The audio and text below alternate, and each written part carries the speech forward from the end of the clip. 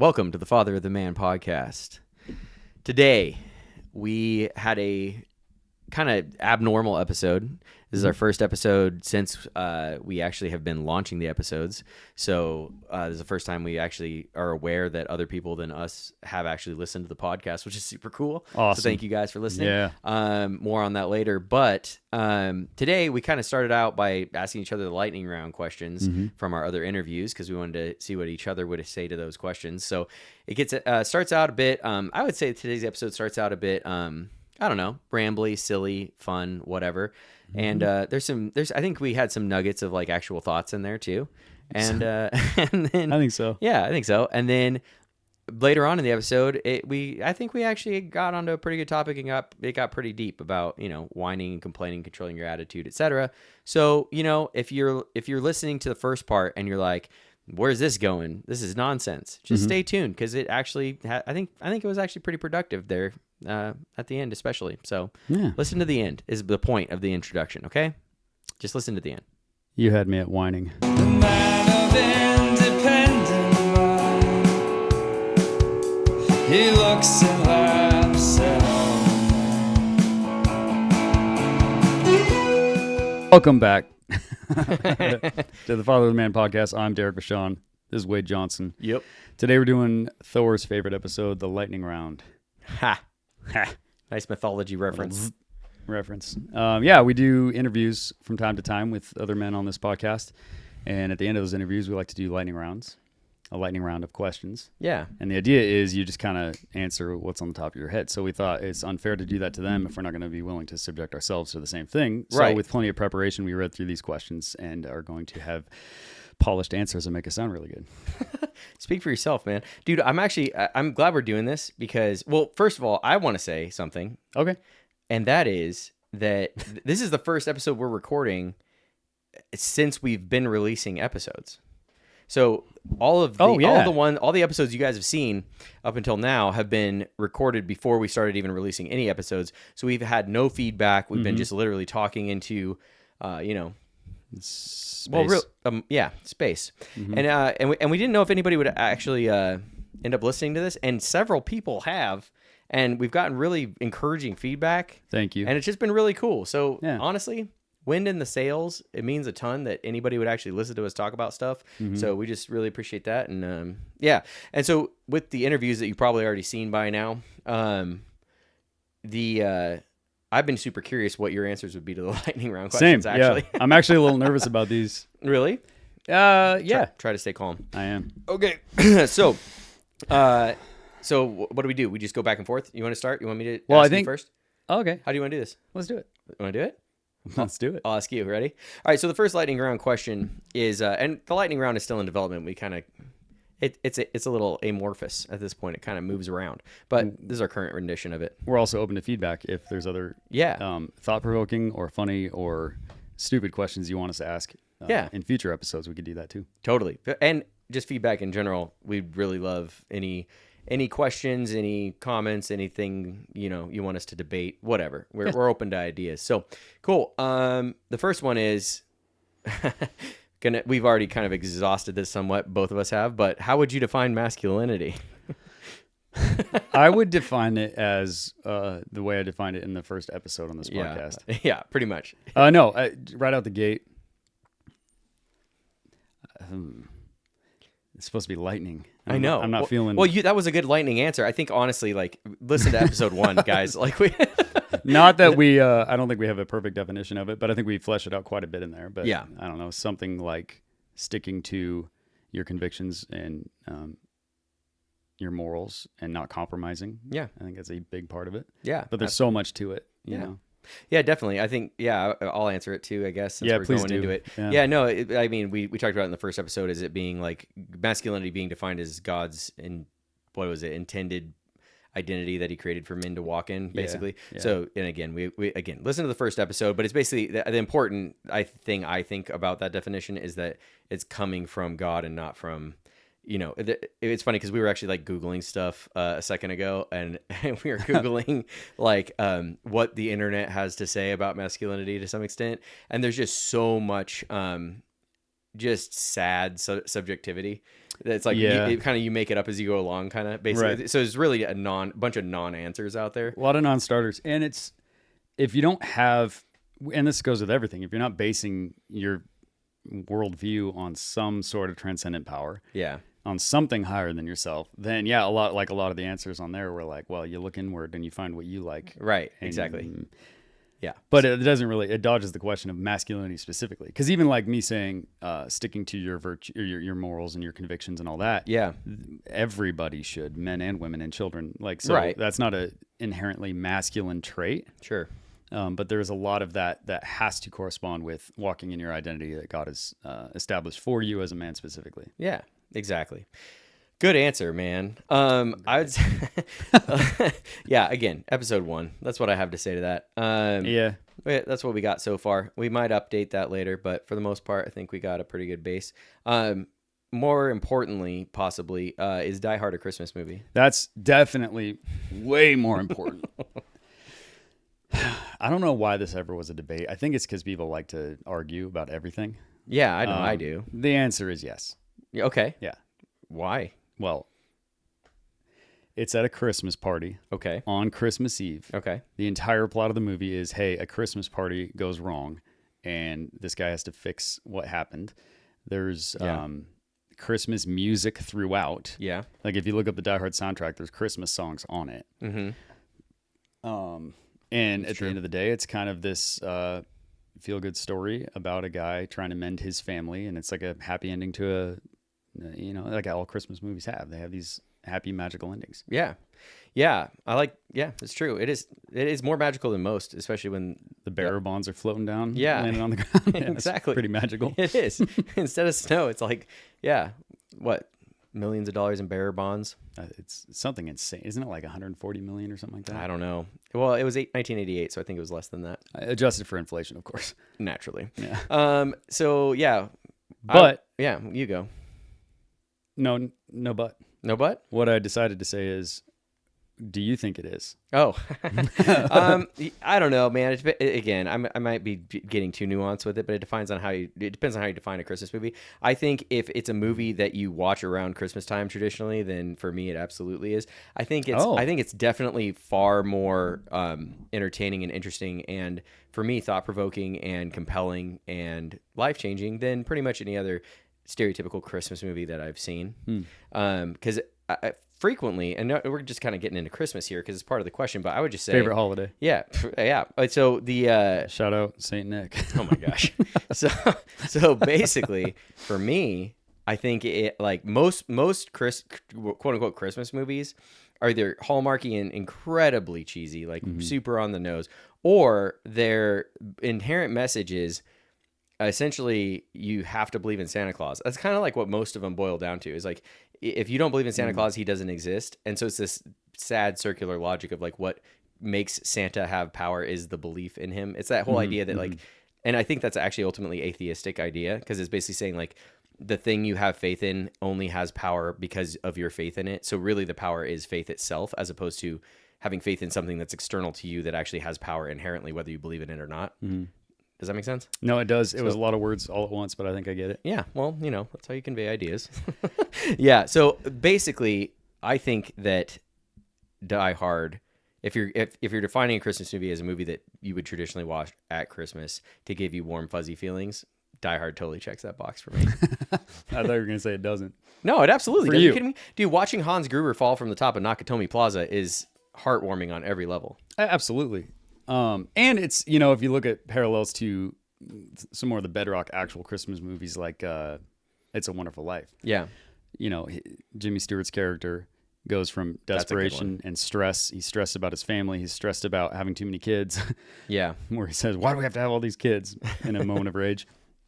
But ultimately, he learns that is his ultimate purpose, is to serve them and to love them and to take care of them. And, and John McClane does that in Die Hard. Right? He does. Strong parallel, because at the beginning, yes, he's trying to mend with Holly and he's trying to make his marriage work. Right. And you see his relationship with his daughter a little bit and stuff. But by the end of it, he's like, no, this is what I'm fighting for. Like, so he has the whole Jimmy Stewart thing where he's faced with certain death, and then he overcomes that in order to fight for his family. Yeah, and in so doing, he realizes what's actually really important. Yeah, the true magic of Christmas. Yeah, yeah, totally.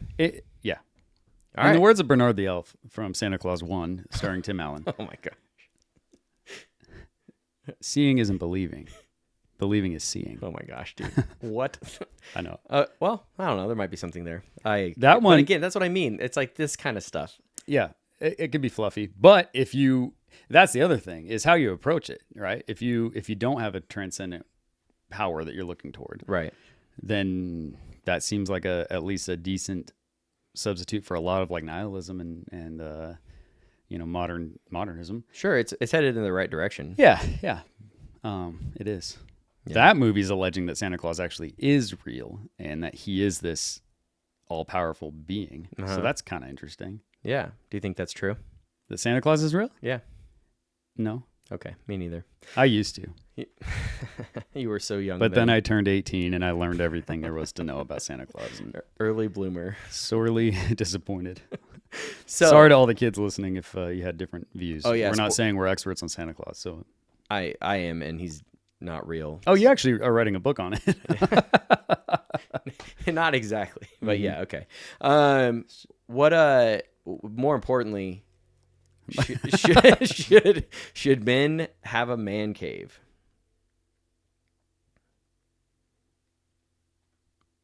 Yes.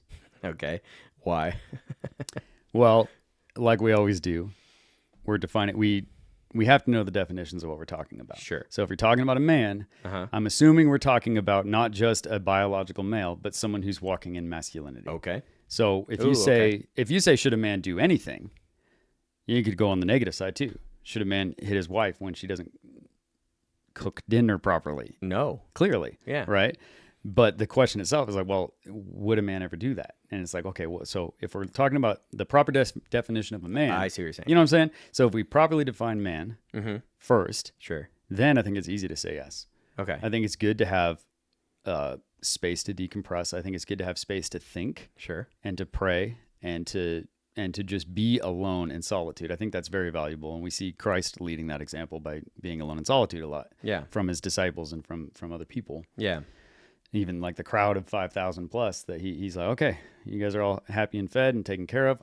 I'm going to step out for a minute and pray. Like, I think his, moments of solitude are very valuable for men. And I think a man cave is a great way to afford that. Okay. Cause like not financially afford, but just like to afford it. Yeah. Like in your life. Cause in my life, right, I got a wife and 6 amazing kids and one on the way. Yeah. And that is the best. I freaking love it. But I also do like to have a little bit of time to decompress, to think, especially with, certain work weeks that I have. I'm like, man, it's good just to be alone, and the quiet and the solitude. I'm not saying kids are annoying, but I am saying there's a lot of energy involved in interacting with them all the time. And it's okay if your goal in having a man cave is to get away from it all because they're all super annoying and stress you out. That's probably the wrong approach. Sure. But if your goal is to say, hey, I need to recharge my battery so that I can be the ultimate man for these people, then I think that's healthy. Okay. Yeah, no, I agree with a lot of that. I think when I get asked the question, which I'm going to assume, we don't have to like say it every More time. importantly, should a man have a man cave? Here's the thing. I like your take, and I like this starting with the definition of man. See, where I start is with the definition of man cave, because, or at least the connotation there. So my answer would, a knee-jerk lightning round answer would be no. And the reason why is because, one, I want to argue with you. Two, I don't like the term man cave because for me it conjures up like a place to like slink away and like do goodness knows what. It's typically like I'm picturing like a bunch of like neon beer signs and like promiscuous photographs on the wall. And giant freaking television and sports or whatever. Which again, not anti-sports theoretically, but that said, like it's kind of that like. It is. I feel like man cave conjures up for me a connotation of the negative side of what you were just saying. As far as like the old ball and chain. I got to get away and do man stuff, which basically just means getting drunk and like watching football, and or worse. So, my thought is, Well, it could be worse than football. well, there's a couple things, and so that said, for me, I totally agree with everything you're saying as far as like the idea of especially like getting away to spend time with the Lord and getting in the Word, or even just studying, reading, other masculine hobbies. Like you could whittle, for example. I don't know. It's other more productive things that are kind of good for clearing your mind, like you're talking about, and I think it is good for a man to be able to have at least moments. I'm not talking about hours and hours and days alone per se. Sure. But like, get away and be able to do the things I mentioned and others. I think to me that speaks more of like the classic idea of a study. Yeah. You know what I mean? Like having a study, like having like a place to go, read a book, smoke a pipe, have conversations with other men that are private, such as, like we're doing right now. As you may have noticed, I consider this my study. And so like, it's a nice man cave. Hey, stop. But so I guess I just have a problem with the term in general. But it largely is what you're doing in it and what it's for is really the point. Totally. Yeah. Yeah, you're right. And it largely comes down to a lot of negative stereotypes that are associated with that. I think you're right. I think most people, when they hear man cave, right, that's the first thing they think of. Sure. Which is indulgence really, dungeon, if you will. An indulgence dungeon. That's very good. Well said. I don't think men should have that. No, yeah, I don't think that at all. Either of those things. But again, like having a beer, watching a football game, those kind of things. These aren't things that are inherently bad. No. But if that's like, no, this is my escape from reality, and I use it all the time. I think that's where. Well, and having a designated place, it's almost like a shrine to those activities, right? As opposed to like, there's nothing wrong with watching football. There's nothing wrong with having a beer occasionally. But I'm just saying, like having like an entire like either separate location or like an entire section of your house is designated to just that feels very escapist, very like indulgence dungeony, and I think very. I would say it's more like a boy cave, really. It's kind of childish, frankly. We've mentioned that before. Did we? Sure. I think so. I think you used that term because I've heard you say it. All right. Well, but you're right. I think I still believe it. Yeah, I believe it too. And not to say, if you need to get away from the stress for a minute and you need to go out to your cave or whatever, like that's not to say that is a bad thing either. It's not like when I go into my, what do I call it now? My library. You don't want to say study because I said it. I like to be unique. We like to have two different personalities. Yeah, totally. You have a library, I have a study. It's super different. But it's not like every time I go out there, it's because I need to rejuvenate and be holiest, the holiest man I can be. It's like, yeah. But that's the general foundation of it. Sure. Like I'm, when I tell the wife, hey, I want to build this thing out so that I have this space for these reasons. She also understands, like, that's also just a good time for just to unwind. Yeah. Like it doesn't have to be this intellectual pursuit thing. Like, I didn't read a book in my man cave today, so I should probably burn it down, Yeah. Sure. Totally. I think what Elisha said actually when we interviewed him was really good as far as, was it him? Shout out Elisha. I don't know if it was him or not. Sorry if I'm misquoting you, Elisha, but you say a lot of really cool stuff, so I'm going to assume it's him. But that idea of it's something that needs to be earned, like I think is also really good because I think it's I think there's a lot of provision that is kind of assumed in the fact that you can afford to set, and man caves, studies, spaces set aside for the types of things we're talking about are like very in budget, obviously, like they don't have to be super elaborate, but again, connotationally for me, I like picture this like giant space with it's like all decked out. Like the whole basement is like a bar. Yeah, exactly. Yeah, exactly. And it's basically again like a shrine to like alcohol and television. So for me, it's also just kind of a, it doesn't have to be that elaborate, I guess, but assuming it is something where, you have like a bookshelf with a bunch of books, like fancy books on it, like some people might have, the idea is like, that would be like, there's a base level of provision that you should probably, like make sure your, wife and kids are like fed and clothed and like they have also a nice space to live in before you like go for that luxury. I would say it's a luxury. It's earned. I think it's good. I'm kidding. Just start there. Just start with that. And then, start feeding your kids once you pay off your neon sign debt.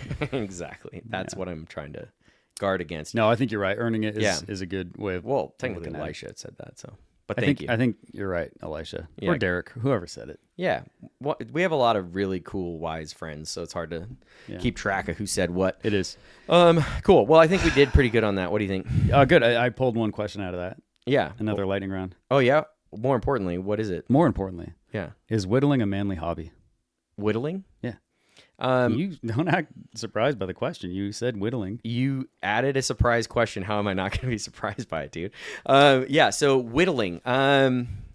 Yeah, I mean, I think it. Yeah, I totally think it is. I think, yeah, it's like a tiny version of like a little mastery over nature thing. I think it's meditative. Okay. Here's the thing. I'm saying a bunch of opinions about whittling. I don't. I think I don't whittle I at think all. I don't even know if what I've done with in terms of taking a blade to different pieces of lumber would constitute as whittling. I feel like the only thing I've ever done in that regard would be like making a spear when we're camping. Does that count? Like A little bit. sharpening a stick? See, making a spear is even a stretch. I would say, hey, I think I sharpened a stick is what I did. Well, did you stab a hot dog onto it and then cook over a fire? Absolutely, I did. Manly. Right? Yeah, it's pretty cool. But yeah, I mean, especially there's craftsmanship, artistry. I think it's probably meditative. I would assume it gets your mind off of, like we're talking about. It's kind of like a good Zen, get your mind off the cares of the world and focus on something that is kind of peaceful. I think start whittling, dude. Dude, let's do it. Yeah, we should. I whittled a schooner the other day. Oh my god! But it was kind of lacking on detail, so I was kind of disappointed in it. Yeah, man, lame. A schooner? I'm kidding. That's like a whole boat. I don't. Yeah, that's the joke. I don't whittle. Yeah, it was a good joke if I knew what a schooner was. I just didn't know how to react. Is it a boat? Yeah. All right. Sorry, it's probably They're manly fast. to know that. They got a lot of sails. They're good for shipping. Shipping. They're good for shipping. Yeah. Cool. Would they be good for like, I don't know, attacking a merchant ship? Not so much. I mean, you could. Really, I mean, anything you could put a gun on, That's what I always say. Yeah, piracy. Yeah. Well, two schoon. Two schoon. Man. Yeah, I think more importantly, what's something you could go do right now, and that would make an activity that would make you feel more manly, other than whittling. Lately, fly fishing has really done it for me. Ooh. Yeah, you mentioned that a few thousand times. Yeah. I don't want to get too into that. Why? There's a lot of it that is, yeah, I mean, I don't know. Like, you know what? Something that would make me feel specifically manly. Because when I'm fly fishing, I just feel like good. Yeah. But I think like specifically like, oh, this is a manly pursuit. Sure. Foraging. I used to do a lot of foraging. It's been about a year. But going out and taking a chunk of metal, heating it up to red hot and turning it into a blade for killing, I think makes me feel manly. So, oh, dude, as it should. Yeah. The tiny bit that I've dabbled in that, it is. Well, I mean, because if you think about it, it's almost. Yeah. You did it with your brother, right? I did. My brother. Shout out to my brother David. Shout out David, the man of 1,000 anvils. He has that as a hobby and helped my son and I mess around with it. I made like a knife out of a railroad spike. Yeah. And like if you think about it, forging is basically arguably even manlier version of whittling, because you're essentially shaping an even more difficult substance to shape. Yes. That's kind of cool. It's like what God does with us. Oh my goodness. See, it's true. It is true. It sounded dumb. Well, it's just overused, but I think it's very true. Yeah. I think it's overused for a reason. I think it's a pretty apt comparison. Yeah. And we have iron in our blood, so yeah, there's that. Oh yeah, wow. So let's abuse that metaphor even more. We can go all the way with this one. Yeah, dude. I also want to shout out on the forging conversation. I want to shout out Tyler Calabaugh. Yeah, he's one of our first commenters on Spotify, and he is a full-on blacksmith. And I know him not as well as I'd like, but I know him well enough to know that he's probably insanely good at it. I've seen his work. He is good at it. Yeah, everything he touches. Anyway, good job. Big Tyler. old beard too. Just doing things well. What a stud. Yeah, go Tyler. Cool. That was your answer. What's my answer? What is, dude? Something that you do to feel more manly? I never really I just always kind of have a good baseline feeling of manliness. So I don't rely on activities too much. That said, I'm stalling because I can't think of anything. Feel like I shouldn't have answered. You know what? No, I'll go here. Jiu-jitsu, man. Going and training Brazilian jiu-jitsu. Yeah, is just, it's such a good thing on so many levels. It's a tremendous workout. It's extremely intellectually satisfying. Pitting your strength and wit against another human being is another male human being is a good is a good challenge. And it's so you get, like I always say with jiu-jitsu, you get almost like a high afterward, because you feel like you have the endorphin rush from running. You get like a pump from lifting, and then you get like almost like a zen relaxed feeling that I assume you would get from doing yoga, but I don't know, or whatever, or stretching, you know. So you're like all stretched out, pumped, and you have this endorphin high. You just feel like you're flying. It's well, so and good. Intellectually, because it's not that I don't do a lot of jiu-jitsu, but I've done it, and I know you do a ton of it. Sure did. And it's the chess. Yeah, match, you know what I mean? Like you actually really have to apply your brain a lot, which is interesting because there's not a lot of like exercise activities, physically intensive activities that really involve having to think on the fly. Like that's pretty cool. Yeah, it's very, very cool. And it's always that like, 1-2 steps ahead, anticipating what they're going to do, all that. It's super fun. So that's a good one. The forging and the jiu-jitsu, I think too, specifically to the manliness topic. Yeah. Because anyone can do those things. Sure. But I think specifically like jiu-jitsu, right? You are learning a skill set that will help you defend your family against invaders, that kind of thing. You're actually, the protector category. Yeah. Same with forging, right? Like, you know, in the daydream of a horrific apocalypse. Where we're all camped together and trying to figure out how to survive against these marauding bands of psychopathic lunatics. Yeah. Someone's got to be there making weapons, and I think that's also cool. Like it's like, oh, that's something that I guess protector it falls into. Oh, absolutely. Yeah. Very manly. Good stuff. Good answers, guys. I mean, us. More importantly. Oh yeah, more importantly, if you could choose one animal to go extinct, okay, what would it be? Oof.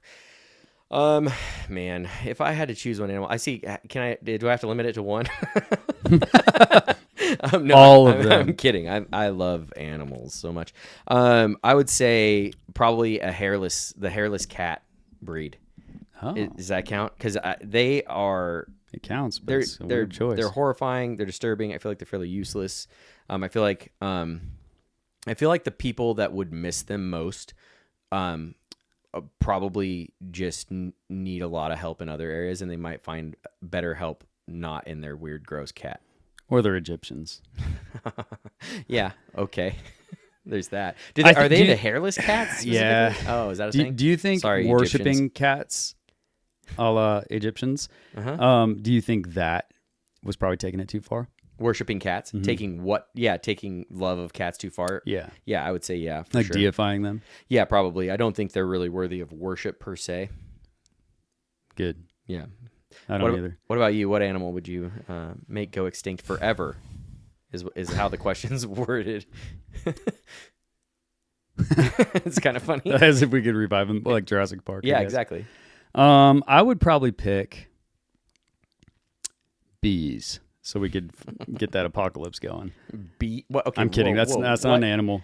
It's not, and they make honey. Yeah, but if bees died off, like 90% of agriculture would stop. Really? It's crazy. Oh yeah, because they pollinate everything. Yeah, and other insects do, but if bees went extinct, the entire world would completely change. Really? But I don't choose bees. That's exciting. I didn't know that. I want the Lord to come back someday, and I want, the craziness of what that's going to be, whatever that is. Sure. I'm looking forward to his return. However, I don't think we're going to do anything to fast track it by making bees extinct. So I rescind that answer. Fair enough. He's like, oh, dang it, the bees are gone. I guess we got to get down there. Exactly. Like, timeline just got moved up. Plan B, if you will. Sorry, go ahead. That's funny. Thanks. An animal to go extinct forever. Yeah. I don't know. I want to say something funny. Yeah. Like just be honest, dude. Speak your truth. I don't think anyone would miss ferrets. I would. I would. They're little furry slinkies, and they bite you, and they smell bad. They've never bit me. You never held one. Yeah, that's true. I've held one. You have? Did it bite you? Yeah. So you've 100% of the times you've held a ferret, it's bit you. No. You've held them without them biting you. Yeah. How many times have you held a ferret? Like twice. Okay. Yeah. 50, and I was like a kid. The point is, a ferret. You want to talk about useless? Yeah. Okay. And I don't think, because I was even thinking like rats. And then because they spread plague and all this stuff. Sure. But also I know they have to serve some in the greater ecosystem. Like there has to be something that rats do that helps. Yeah, like the plague, right? Yeah. No. Thinning the herd. No. There must be. You know what I mean? Kind of like flies. I'm not a biologist. Flies are horrible creatures that I think Sure. are from Satan. Well, I don't actually think that because I know that they help with getting rid of I don't know. They do something. I'm sure. I was told these things as a kid. I haven't thought about it since. You know more about it than I do. So can't they train ferrets to like go down into holes and do something important? Like, Yeah, but you can train dogs to do that, and that's cooler. but they can't fit in the same size holes as a ferret. That's a great point. I'm just saying. Hadn't really thought about that. There's some holes that only a ferret can fit in. That's what I always say. I stand with my answer. All right, fair enough. All right. More importantly, do you have any good book recommendations? I got a few. Yeah? Yeah. What? Lay it on me. Lay them on us. Well, one I just read that I really enjoyed, and I think has some really awesome applications to fatherhood and masculinity. Mm-hmm. And don't roll your eyes. Is A River Runs Through It. I'm not. Why would I roll my eyes at that? That was a weird inflection on my Why question. would I roll my eyes at that? Why would I? It's about fly fishing. Is that why I'd roll my eyes? Well, it's loosely about fly fishing. He ties all of his life experiences to the art of fly fishing. So it's not. So that's pretty solidly about fly fishing. But it's not like, hey, this is a book about fly fishing. Like they do it in the book. They talk about it. He talks about it in the book, but mainly he's talking about his relationship with his brother and his dad. Okay, cool. And he uses metaphors in fly fishing to associate those things. And then he ultimately uses the river itself as his memory bank, if you will, of all the different things that he has learned in his life. He looks at the river and he says in the end, he says, I'm haunted by it. Yeah. Like it's very, very cool. Very quick read. I think it's like 100 pages. It's pretty quick. Yeah. But I really enjoyed it and I thought that was great. So, and you get the added benefit of, fly fishing. for those of you who aren't in our heads, just so you know, for context, Derrick has been obsessed with fly fishing for what, like 3 months now? Yeah. And he's been talking about it nonstop, and he's trying to convince me to go do it. And there's hopefully some fly fishermen in the audience. Maybe you can contribute to. Well, we have men in the audience, so yes. Oh my gosh. Maybe you can contribute to convincing me to do it. I'm totally open to the idea, but I just haven't caught the bug, if you will. But that said, I think that's why we're making all these inside jokes about fly fishing, is because he brings it up a lot now. So look forward to future podcasts. It'll probably come up quite a bit. I'm going to try to limit that a little bit. Why, dude? It might be a really good analogy. Like, just lean into it, dude. Just live up to your convictions. I don't want to be the fishing guy, though. You know what I mean? Well, I don't think you're at risk of that. You have several other interests. Thank you. You'll be okay. Like fly tying. Yeah, exactly. Yeah, that's very different. I think, do you have any, you said a few. Do you have another one? Another one what? Another book recommendation. Oh, well, to the adults in the audience, I think Blood Meridian by Cormac McCarthy is, it's a heavy hitter. It's beautifully written. It's like prosaic, almost like the Psalms. Yeah. And again, it just really dives deep into human nature and evil and the question of is there a transcendent power, and do we need to limit these masculine things that we do, war and conquest and all these things? Like, should there be something we do to moderate that, or should we just let our nature fly? Yeah, that's an interesting, like, gentleman barbarian book as far as that idea of that tempering those urges. Yeah, and it's a massive book. It's a really long read. Well, if pretty long. I mean, but it's also like it's a challenging read, and it's a slightly depressing read. It can be very violent. It's really, really gnarly. It's violent and bleak, and also there's no hero in the story. Yeah, like the main character that you follow.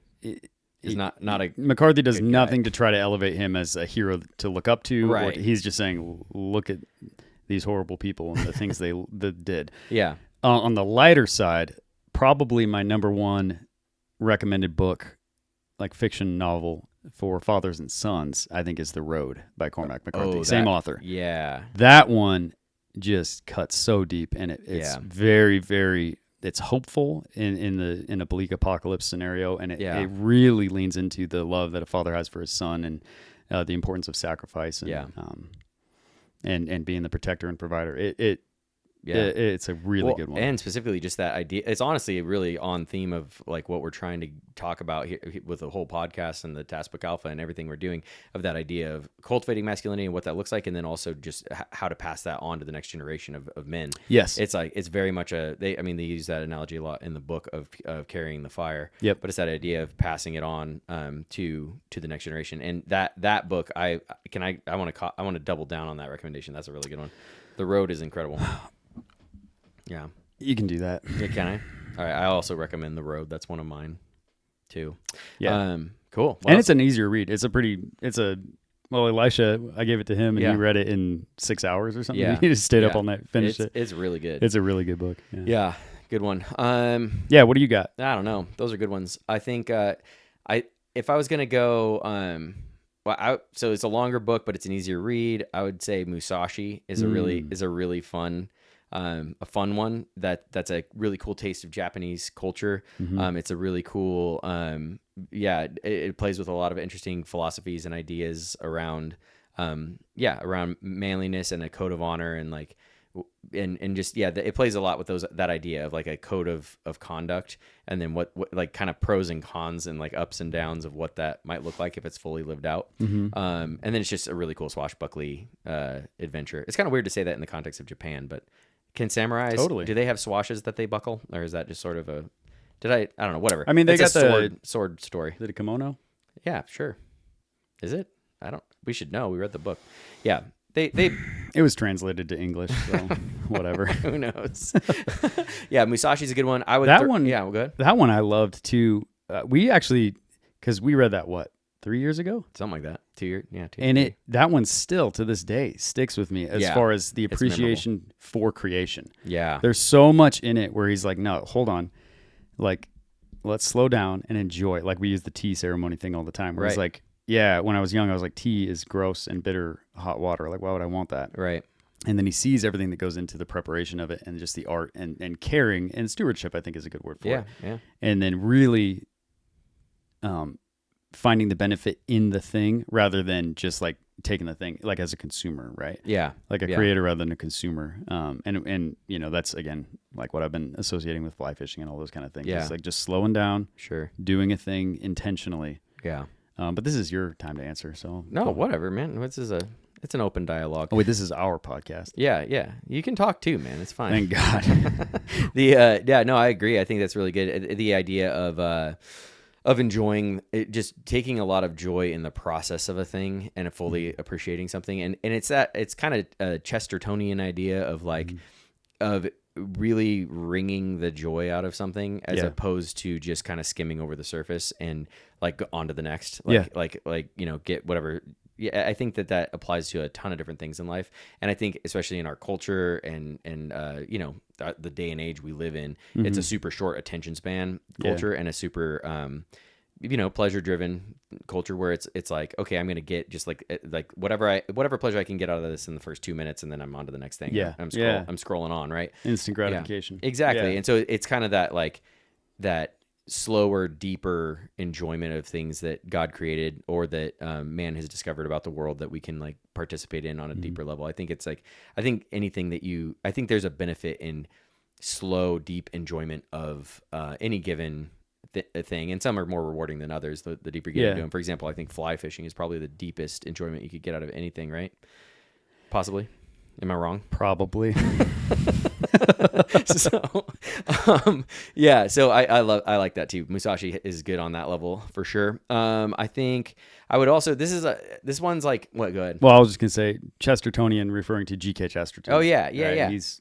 We're going to reference him a lot. G.K. Chesterton comes up a ton, and yeah, he's an interesting like a Christian Catholic philosopher guy. Yeah, he was a contemporary with C.S. Lewis, and he has a lot of. You probably know a ton of Chesterton quotes, and you don't know that it was from him because he's extremely quotable. His book, The Everlasting Man, is the reason C.S. Lewis became a Christian. He was an atheist, and then he read that, and he that's awesome. Converted. Yeah, that's really cool. Yeah, it's a very, very good book. I did not know that. That's cool. Anyway, yeah, no. This other one I would recommend would be it's a little less accessible. It's like kind of a bit of a slog.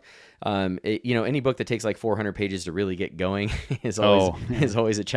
Yep. But you know what I'm going to say. But yeah, The Brothers Karamazov by Fyodor Dostoevsky is extremely rewarding if you can make it all the way through it. It's like 900 pages, and the first 400 are setup, which sounds as brutal as it is. It's great. but the I would say like it's none of it's fluff, none of it's useless. It's worth that first 400 pages to get what you get out of the last like 150. Yeah, like it really is extremely thought provoking. It has a lot to say about God and man, and I don't know. I could go on and on and on, but basically, that's a rich, rewarding read if you have the time and interest and attention span. Talk about going deep into something. That's one that I feel like we spent hours on and still barely scratched the surface. But that's an interesting one. And I miss way more than I got. You know what I mean? There's so much in it. That's the thing I like about Dostoevsky is because he does the steel man arguments. So he'll set up this huge, robust argument against God, for example. Yeah. And he'll make it to where you're like, these are interesting thoughts. Like you could see why people think this way. You could see, you could totally understand their viewpoint. And then he basically brings it around to what he believes on the topic, which is it's pretty hard to do that. It is. And he does it really compellingly and in a way that's very, I don't know, I feel like it's extremely God honoring in how it ultimately plays out. It's pretty cool. Yeah. So those would be some, more importantly, what is a good movie recommendation that you recommend for? I guess we're kind of on the topic of manliness, so like, is that where we're going with it? Yeah, sure. Like, what's a good manly movie? A river runs through it. It is so silly. Obviously, it's because that was my book recommendation, the whole fly fishing thing. But truly, that actually that's a solid one, and it's family friendly. There's like one part that you might want to skip over. It's very brief. You see a butt, but other than that, like I'd watch it. It's fine. You can watch it with your kids. It's a very wholesome movie, and they did focus. They did a pretty good job translating it from a book into a film. Like I think it was a good adaptation. Yeah, but that one only came to my mind because it was a funny lead in. Yeah. But truly though. I think Braveheart. I think it's a solid winner. Especially if you're talking about movies that you could watch with your boys when you feel the time is right. Yeah, with probably caveats. A couple skip parts on that one too, probably. Yeah, Last of the Mohicans falls into that category. Interesting. I need to rewatch that. I haven't seen that in a very not long as far time. as skip part. I don't even. Yeah. Regardless, just understand you're a dad watching a movie. You know what you don't want your son to see. So whatever. But if you were to venture into that category, more violent historic movies, that one, those two really, really do it. Okay. Cool. Then I've just got some like ones that I really like that I wouldn't let Henry watch because he's too young. But, sure. Yeah. And it's kind of an interesting question because we're talking about, manliness in general, and then we're also talking about fathers and sons. So just because we're recommending this stuff, it doesn't mean necessarily we're saying you should like read it to your son right now, depending on age and whatever. So just caveat. And caveat even for dads in the audience. Like I get that people have different standards and different, what they'll allow and what they'll watch, even for themselves. Different convictions. I would never tout a movie that had like a lot of inappropriate sexual content or something. I'd never be like, you go watch that. Certain movies though, like Braveheart, Last of the Mohicans, they have this kind of stigma because they got the rated R stamp for violence. Sure. And so that's a whole other topic, but I'm not going to say green light on all these movies. Like, well, and you shouldn't be using this as your moral compass anyway. Absolutely not. There's way more moral people than I. Probably just go to scripture for that. But, scripture's a good But base. as far as the story goes, is kind of what I think where we're both coming from it. Is what the story's saying is true, and what it's promoting and what it's what it's stirring up in you. I think I agree. I mean, I would definitely agree with Braveheart. I haven't seen Last of the Mohicans in forever, but it talk about something you could that makes you want to aspire to be more of a bold protector and a courageous man and a man of conviction and a man who follows through on what's right even amidst terrible circumstances and all that. Like I think the movie that most stirs the blood in that regard for me, and really checks the box is Hacksaw Ridge. Oh, dude, that was gonna be one of mine. Why are you going first all the time? You asked. You said more importantly, Mr. Vachon. Well, that's a really good point. Sorry.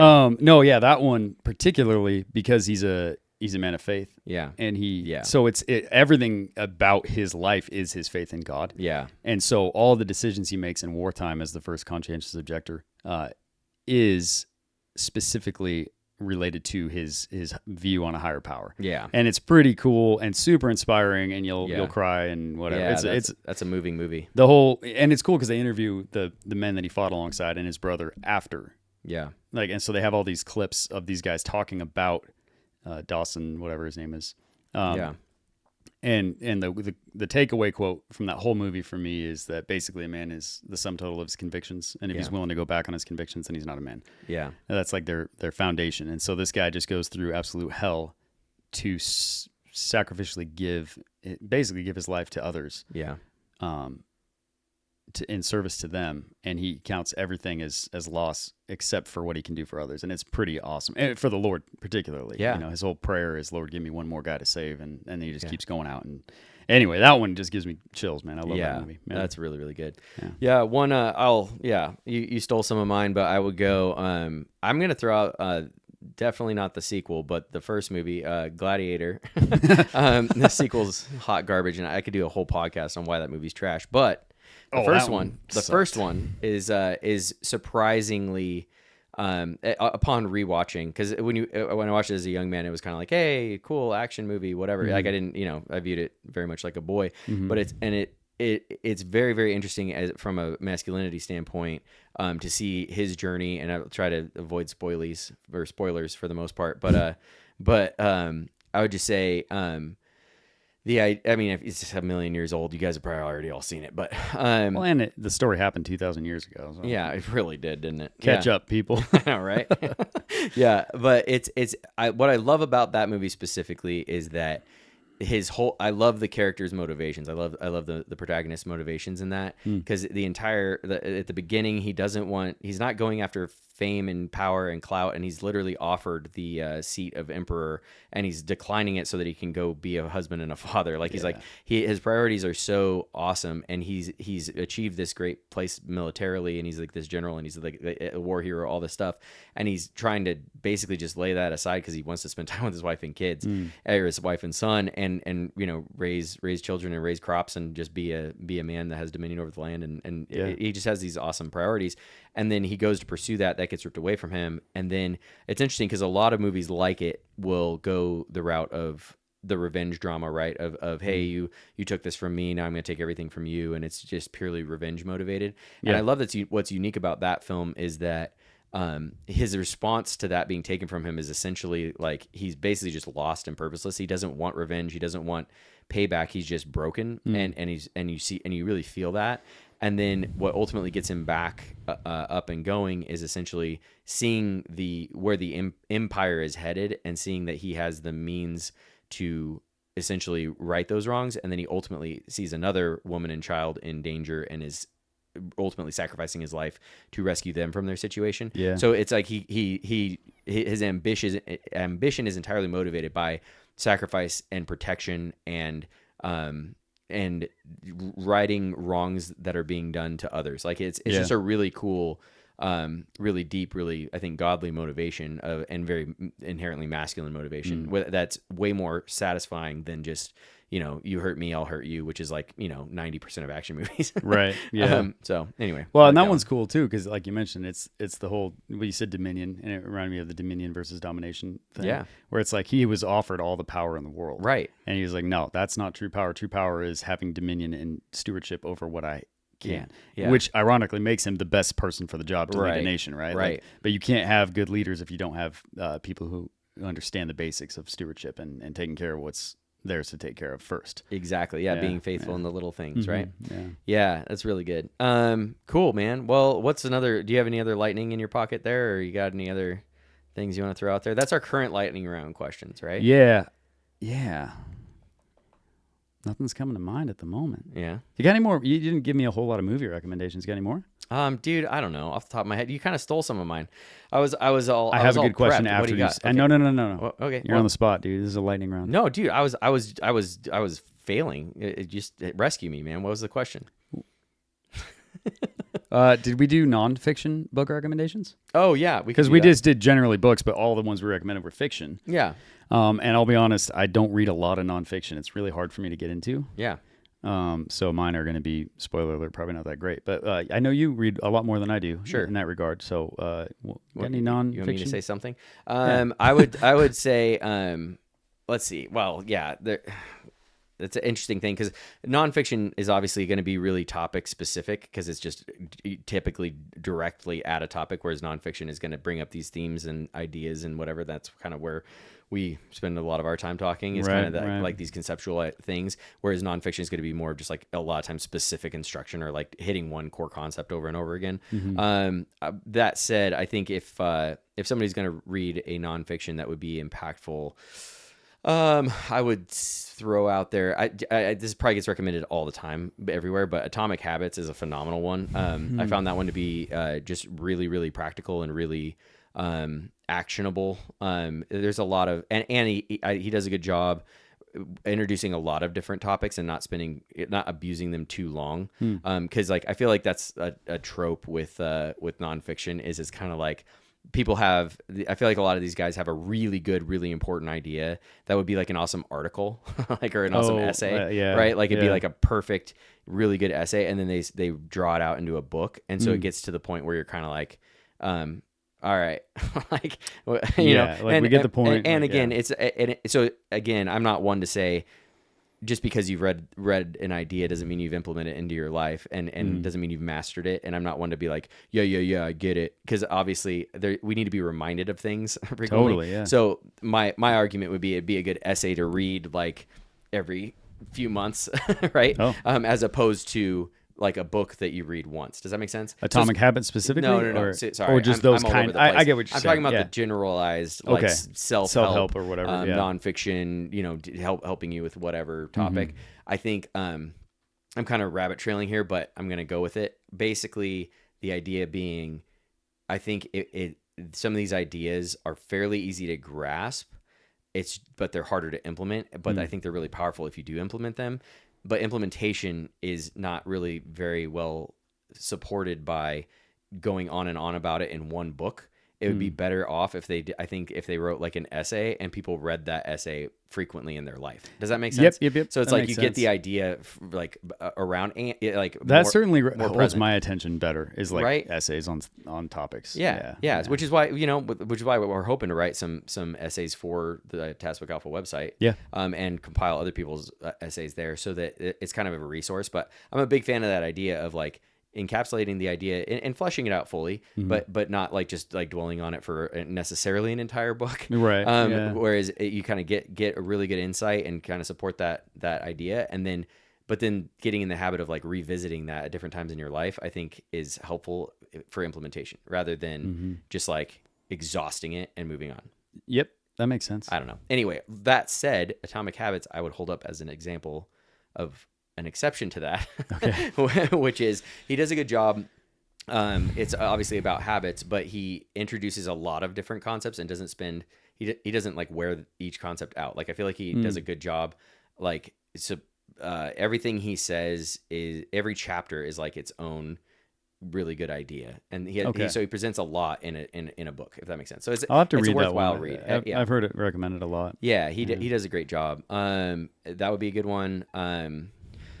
Yeah, I don't know. Nonfiction that I've read recently. I mean, we've already recommended The Toxic War on Masculinity by Nancy Pearcey. That's a really, really good book on masculinity. Oh, yeah. It's a really, really good study. Again, that's another example of one that introduces, it's on one topic, but it's worthwhile the whole time because it's painting a really big, broad picture of the history of kind of how our culture has viewed masculinity over time and how that changed and what changed it and the implications of that. And then she also provides like good insight into how to essentially correct that or to it's not just identifying the problem. She also is pointing to a place that I think is absolutely right, which is return to biblical values as essentially the corrective. And I think she does a great job presenting it. So I'd recommend that one as well. That one is really, really good. Yeah, those are a couple that just come to mind. My brother-in-law had a son, and I bought him that book. I was like, dude, if there's so much stuff in that particular book that I wish I would have known. You know what I mean? Yeah. Starting out as a father, like, yeah, absolutely. It's very, very solid. Yeah, totally. Yeah. those are the two that came to my head, man. Yeah, it's lightning. Yeah, that's solid. Yeah, I know. Yeah. I know. I got. I think the Everlasting Man by Chesterton. Yeah, I need to read that. It is. It's really, he's really funny and like lighthearted the way he approaches topics, and I think he puts big, grand ideas into digestible chunks. Yeah. And so, but that said, it's definitely, for me anyway, it was one of his more challenging reads, and partly because most of what I read from him is his essays. Yeah. So reading a whole book is pretty intense. But yeah, the first half of it, he's saying, hey, this is why I don't think we're animals. I don't think we're products of evolution. Yeah. But he doesn't tout Christ specifically. He's just saying, hey, this is why I think that there's something bigger going on in the cosmos than simply us randomly spawning out of nothing. Right, because he's making the argument, not necessarily directly like a biblical argument, but more of just like a observable. He makes and so it's argument, really it's a cool book because it's really approachable by atheists like C.S. Lewis at the time. Yeah. And then the second half of the book is him saying, okay, this is why I believe that God Almighty is the creator, and this is why I think he's above all other gods. And Christ is the answer. So it's really cool and thought provoking, and it takes a long time to kind of, at least for me, because they'll say like a huge thing in like a sentence, and you're like, okay, hang on, dude, I gotta. Yeah, he does an awesome job of kind of having an expansive discussion on a topic, and then he'll just distill it down into this epic quote. Yeah, and that's why he's so quotable. Is he does this amazing job of expanding and then contracting, expanding and contracting in a way that's really, it takes you on this journey, and then he just sums it up so beautifully. Yeah, I love the way he writes. It's awesome. Yeah, yeah, that's I like that guy. Me too. Cool, man. Yeah. What this isn't a lightning round question, but I'm just gonna go for it. What do you think? So, what do you? How do you feel about whining? Like drinking wine? No, wine bibbing. No, what do I think about whining? Yeah. So, okay, in terms of, I've been thinking about this quite a bit, and we dealt with this a little while ago more extensively with my son. But the idea of the difference, I guess, between, what would you say is the difference between like a valid complaint and whining? I don't know. I'm just throwing this out here. Oh, this is unfair because this is something I've been thinking about that I'm asking you. No, I have thoughts. As a lightning round question. Go. We'll just riff and see what happens. Yeah, let's go. I think whining is oftentimes summed up in valid complaints. Sometimes not, but I think it's a training thing. I think whining, I hate it. Yeah, and I don't tolerate it. Sure. But it's if you allow whining, what you're saying, you're basically setting kids up for failure. Yeah. Because adults whine all the time, and it doesn't do them any favors. Like it's not a good way to get ahead in this life. You know, like you can, like even in my line of work, there's a lot of whining that goes on about pay, about hours, about workload, about expectations. It's like you can whine about all that. You're going to spin your wheels off, dude. Like there's, especially when you're dealing with higher authority, chain of command, people that are in positions above you that have their reasons for doing things. Whether or not they're great reasons, they're still doing them. Yeah. And it's not for the man in that position to whine and complain. And so I think you can have a valid complaint and try to work through issues with, your authorities. But ultimately, if you grow up to believe that whining and being a victim is going to get you the results you want, you're gonna find yourself pretty miserable. Yeah, no, I completely agree with that, and I think that's exactly right. What I've been kind of thinking about and working on with, or what we kind of talked through, and it seems to have had pretty good result with Nightly was it's this idea. It's right in line with what you're saying. It's the idea that whining is like identifying a problem and then just commenting on it, like you're just saying that it exists. So you're essentially pointing to a problem with no possible solution.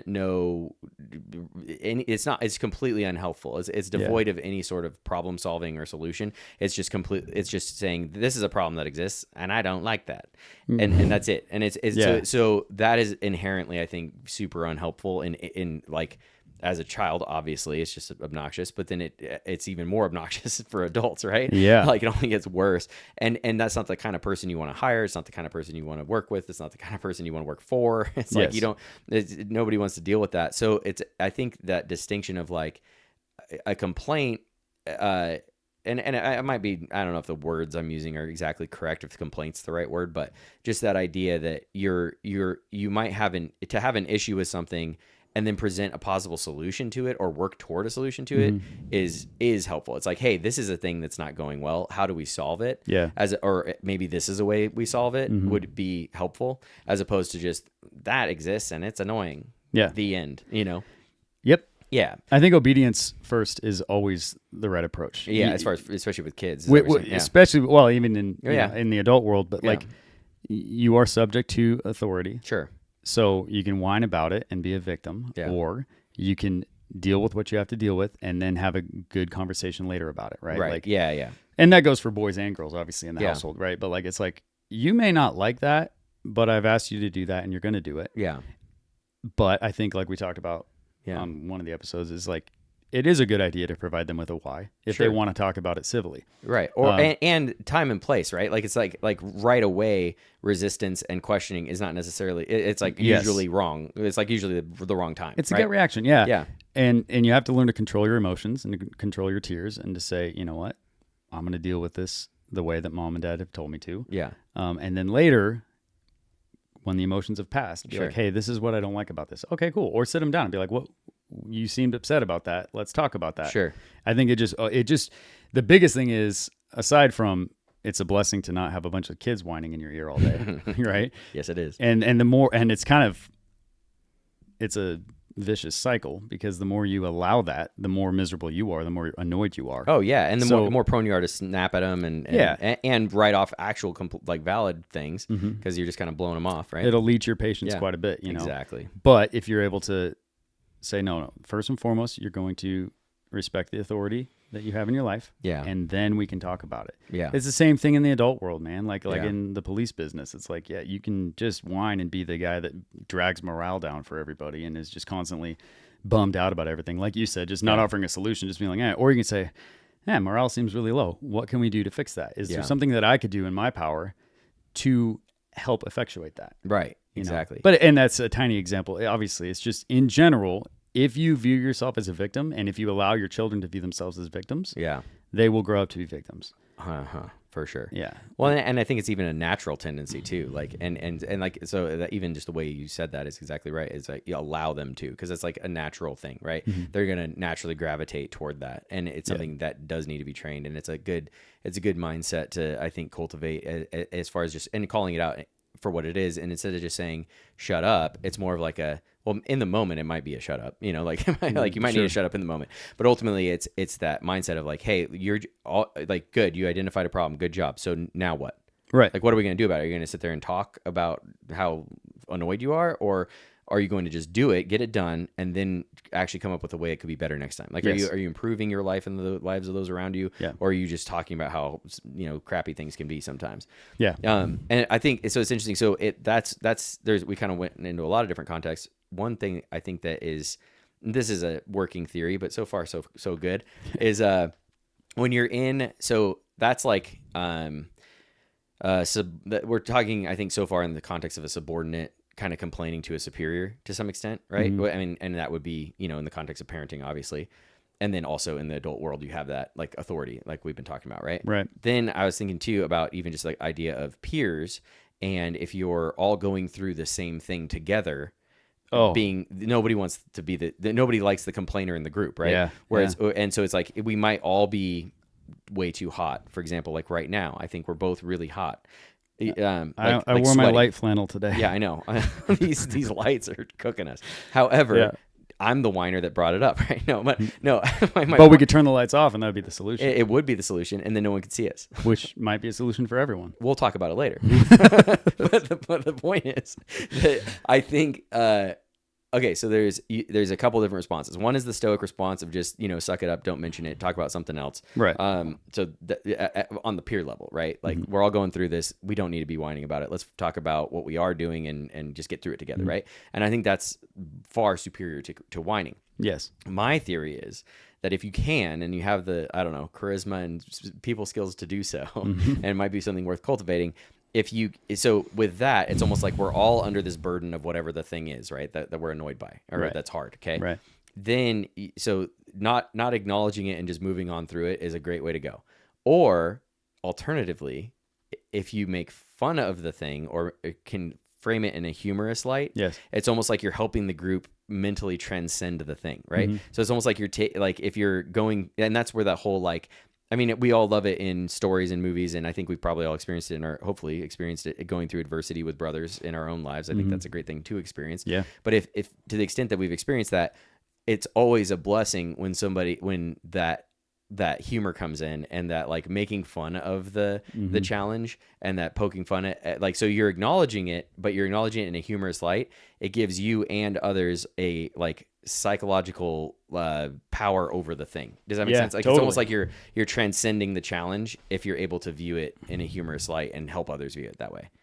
I think that's a great thing you just said. Hey, thanks, man. Yeah. Well, that's what I was thinking about, and that's what I talked to Knightley about a lot. It was like, hey, if you feel like you have to say something about it, make a joke about it, like, and make it funny. Like try to be as funny as you can about it. Like, but like make light of it. Yes. That's the key, right? Yes. Like we gotta. That actually helps the team. Yeah, you know, these things have as much power over you as you give them. That's right. So I think Clark answered that pretty well when we were asking him about when he was talking about like firsthand versus secondhand versus thirdhand enjoyment and pain and all that stuff, right? It's like there's a types of fun. Yeah. Like you don't have to, like you said, you don't have. Yeah, that's what it was. Yeah, you don't have to say, this is actually awesome, guys. Nobody likes that in the group. Like if you guys are suffering together and one guy's like overly optimistic, it's like you want to punch him in the throat. right. But if he's like, dude, this freaking sucks. Like let's do this and maybe it'll make it easier or something. Right, and you make a joke or you make it light and help people get in that mindset of like, wait, we're not victims here. We're just having to deal with this annoying thing real quick. Like, it really minimizes it. Yeah, it does. It works the same with like pain. Yeah. Right. Like my kids, I'm actively working with them all the time on like pain response, right? Like getting stung by a bee. Sure. It's a painful experience, especially for a little tyke. And some are more painful than others, dude. Yeah, I had one the other day that made me feel like a victim. It should all be extinct. It like swelled my arm up till twice its size. Wow. Yeah. You probably look jacked. I did. It didn't look cool, unfortunately. A little puffy. Wish it did. But with that even, right? Like if you allow your kid to have a screaming meltdown about it. Right. It's like, oh, dude, I totally get that it hurts, man. But like, let's put this in the context that it is, right? Yeah. Like, let's, and then, and hopefully, without being like, man up, dude, don't be a sissy. You're just, going into anaphylactic shock. Like mocking them isn't necessarily helpful. No, but if you come alongside them and like help them, right? Like, and Audrey had a bee sting the other day. Yeah. And I was super proud of her because she caught a bee in a net, and she's like playing with it. I was like, just so you know, the thing's probably gonna sting you when you let it go. She's like, nah, and immediately takes it up and it stings her on the arm. And I was we were out fishing, and I was about to say, oh, I guess we'll pack up and go home and get you, taken care of. And I was like, do you want to go home now? She's like, no, let's keep fishing. And she laughed about it and moved on. And it was just cool because it was clearly swelling up and welted, but she was able to handle it because it wasn't this huge, oh, this is the end of the world. It was like, that sucks, but like, what are we going to do with our response, So no, it's huge. It more than anything, it equips them to be eventually the adults they need to be. Right? Like I think that helps a ton. And I think it's a big form. It's a big manifestation of self-control, like, and just that idea that, and my mom was always like super big on this, but it was that whole, like I think what she'd always say is like, you can't control what happens, but you can control your attitude. It was always the thing is you can control your attitude. That was always like kind of drilled into me from my mom when I was young. And that has helped a ton in life. It's a huge deal. And obviously sometimes it's harder than others, and some things are harder than others. And, there's lots of things that factor into it, and you get hungry enough and tired enough and, and it's bad enough that it makes it harder, but you still, even in those situations, like you can grow in that. It's a thing. It's a muscle you can grow. Well, and it's kind of cool. It does make the thing more bearable. It does. Just psychologically. Oh, it does. Right? If you're under the weight of it and you're like, wait, I can be on top of the weight of this thing. Like it just changes everything. And it's funny that you mentioned it, your mom's, teaching you that from an early age. And like, I can think of several moments in our history where I've been like encouraged by like your attitude. Right, like you'll like laugh about stuff that I'm kind of like, mutual. And it's kind of like, yeah, you're right. It's not a big deal. Like we're going to get through this, like, but it is cool because you can see the fruit of that, right? In your adult years where it's kind of like, oh yeah, like no, this isn't the end of the world. This is minor inconvenience. Right? Yeah. No, big. Yeah. That's huge. And it's interesting because I think that it ties into how you respond to like your kids really pick up on how you respond to things, right? So that idea that like if you make a big deal out of it, because they're seeing it's like, well, if it's a big deal to dad or you know, or a big deal to mom, then it must be huge. It's like, because they don't know how to calculate the effect of things, right? Right. Like it's like something happens. It's like, what does this mean? You know, like they don't have the life experience to be able to quantify it. They're building their emotional stability on us, like their responses, right? Yeah, it's huge, and that's one of the reasons why, like, if when anything happens, it's I think it's really helpful if you. It's really led by example, and again, I'm going back to my mom and my father on this, where like their response to things would I think helped me a lot in being able to respond to the challenges of life in a way that is more productive and more it basically it's that it's self-control, like actively rubbing off on the younger generation, like it really does. And you miss a lot in the moments, the stretching moments and the painful moments. You do miss a lot because there's a lot in those things that are good for us. In fact, I think that's some of the best times for growth. Yeah. But if you vilify it all, then any inconvenience and any discomfort will be villainous, right? Yeah, You'll see it as evil. And it's like that Chesterton quote we keep mentioning from recent conversation about, you know, An An inconvenience is an adventure wrongly considered. Yeah. And it's like there's so many different ways you can apply that. Yeah. In the way you raise your kids, right? Yeah. Like if we, you know, like when our car broke down, like midday traffic in the middle of the road. Yeah. And Lindsay and I are like, this is the worst day ever. It's like 85 degrees and like, but we get the kid and they're like, what's going on? It's like, hey, we're going to go on a march. And so I get the kids on the side of the road and we march to the mechanics. And we're like, hey, we need a ride. Like, here's a fun adventure. Here's an activity. And we made it like, hey, we're like marching down the street with like all 90 of us. Like, it's like, we didn't plan this hike, but here we go. Yeah. And they didn't see it as like, oh no, mommy, daddy are stressed out and what's going on and is our life going to fall apart? It was just kind of like, hey, of course I don't want to be in that situation. Right. But it was a good little thing for them. Like they enjoyed it. Like they thought it was a fun, goofy little weird adventure. Right. You know, but it's all in how you frame it. Like, big time. And it's funny. I think it's almost like, okay, so I'm sure everybody can probably relate to this, but that idea that like something, if you can feel your stress mounting, right, throughout, like say, you know, what people would call a bad day, right? Like where you're like, okay, this went wrong, this went wrong, this went wrong. You're like, I'm fine. Right. And then you're like trying to resist it in the positive way of like, it's fine. And then it kind of gets to a snapping point where like either you kind of had this like fork in the road where you either just lose your mind or you laugh at it, right? Like it gets to a point where you're kind of like, okay, just put it on my tab. This day, you know, or whatever. Like this circumstance, like it's like, all right, this is funny now, right? Like at a certain point, you can hit that fork in the road where you can either, you know, just melt, or you can choose to transcend it and laugh. And I think a good skill or a good thing that you can develop in that whole controlling your attitude thing is like shorten the amount of things that have to happen before you laugh, if that makes sense. Like, you know what I mean? Like it's like you reach this build up point to where you kind of hit that like snapping point. It's kind of like, all right, what if you just get way before that, you already have that mindset of like, well, that happened, here we go, you know. That's a good so I don't know, it's kind of that like fast track a little exactly bit. Like like this is. And it's crazy because like it puts you on a totally different trajectory, and that's why even just the idea of like, oh, I'm having a bad day, it's kind of like you don't have to write the whole day off, man. Like you had a thing happen, like laugh at it, move on, see the humor in it, see the adventure in it, and again, like you said, you miss a lot if you don't catch that. Like learn the lesson from it, right? You're going like, all right, well, okay, I'm not going to, you know, do that again because that didn't go well. And if there is no lesson to learn, the lesson is yeah, stuff happens. Right? Stuff happens. Exactly. Like we live in a broken world. Like right, exactly. And that back to the whole thing. You can't control everything, but you can control your attitude. Absolutely, dude. Especially with emotional response. Did I tell you about that fender bender I dealt with the other day? No. Literal. Well, it wasn't even a fender bender, dude.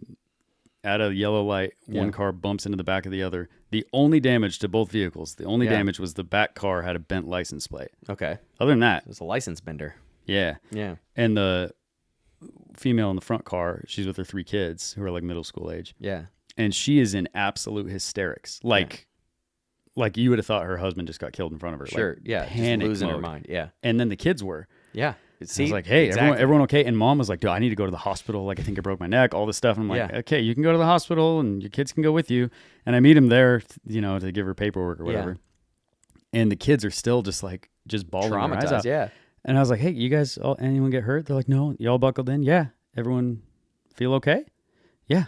So the car just bumped into you guys, right? Yeah. So nothing to panic about, right? Mommy's okay. They're taking good care of her. Oh. And then they just... And it's like, that's an extreme example, but it's true. It's our responses really shape our kids' responses. Yeah. And if every little thing that happens or big thing that happens is the end of the world, they'll always just live in this constant fear of the world. Yeah, that's huge, man. Well, it's interesting because I think about even just like mentors in my own life, like my brother Dwight. One of the things that he would really, this is a huge topic that he helped me with all the time, where he was always, he was always older than me, like my whole life, dude. Like I've never been the same age as him. That's wild, man. It's crazy. Anyway, but when I was born, he was like already here. Crazy. So he further along in life, and he'd been through more, and he'd taken on more, and he's just lived a big life, right?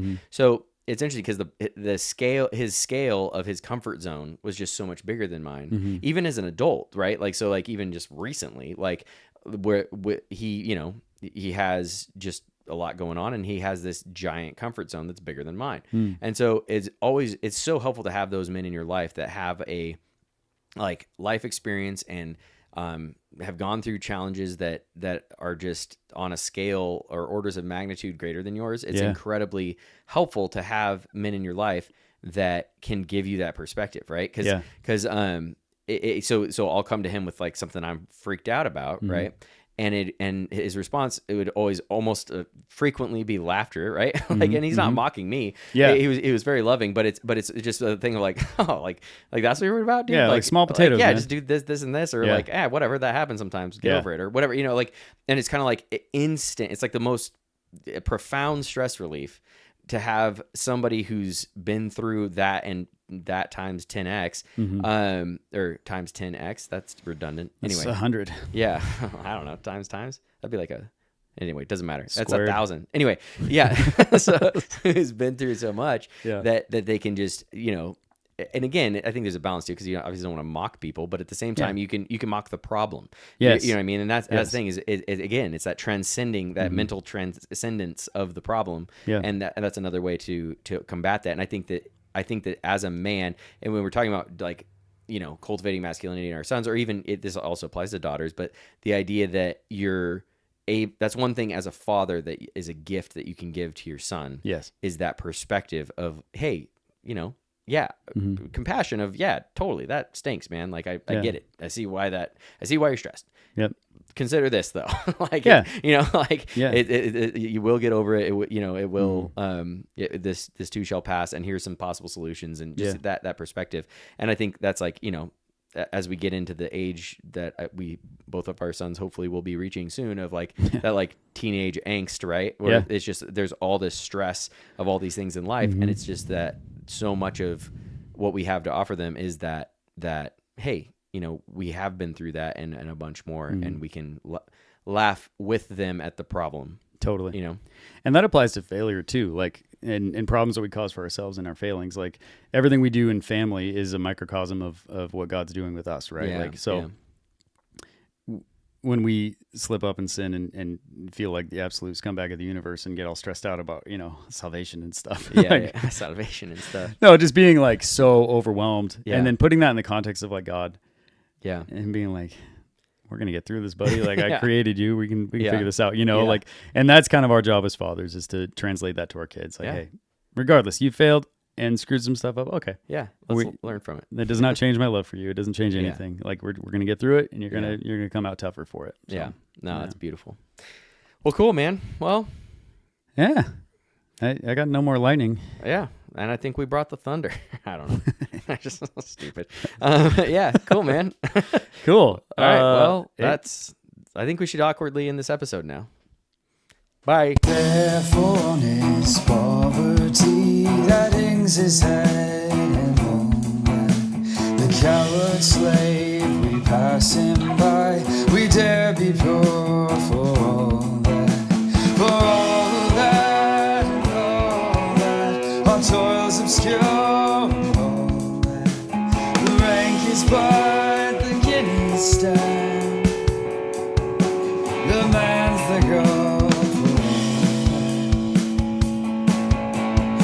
Though unhamely fairy died, where odd and grey and all that give fools their silks and knaves their wine. A man's a man for all that and all that, that tinsel show and all that.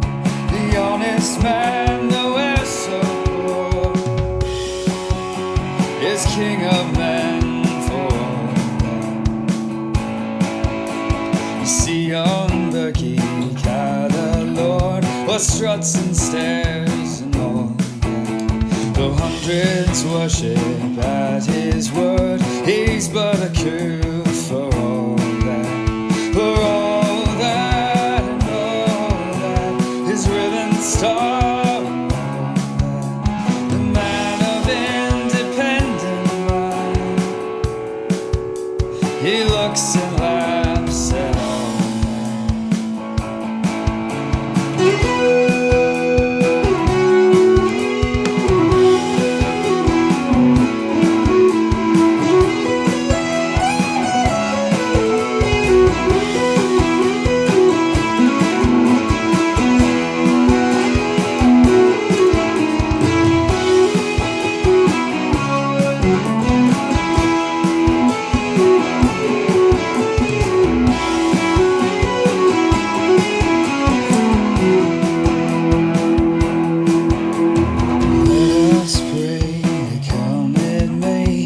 Come it will for all men, the sense and worth for all the earth shall bear the green and all that. For